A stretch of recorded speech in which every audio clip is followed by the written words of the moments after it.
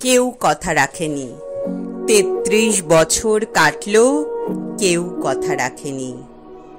ছেলেবেলায় এক বষ্টমী তার আগমনী গান হঠাৎ থামিয়ে বলেছিল, শুক্লা দ্বাদশীর দিন অন্তরাটুকু শুনিয়ে যাবে। তারপর কত চন্দ্রভোগ অমাবস্যা এসে চলে গেল, সেই বষ্টমী আর এলো না। ২৫ বছর প্রতীক্ষায় আছি।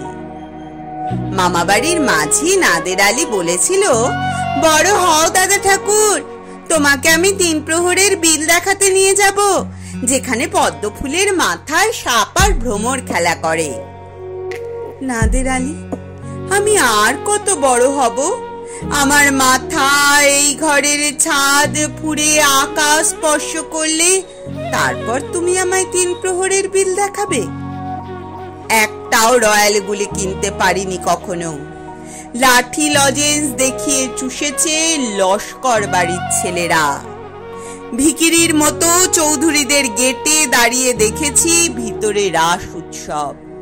অবিরল রঙের ধারার মধ্যে সুবর্ণ কঙ্কন পরা ফর্সা রমণীরা কত রকম আমোদে হেসেছে।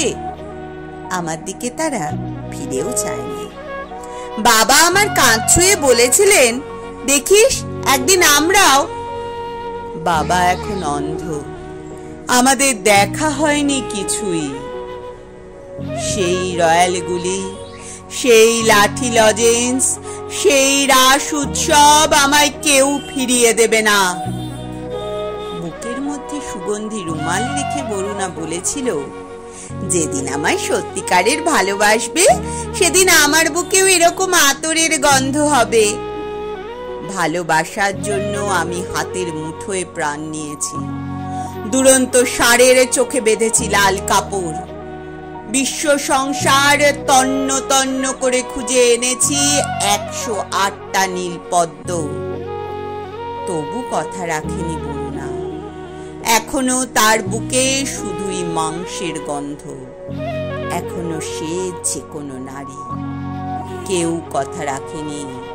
৩৩ বছর কাটলো, কেউ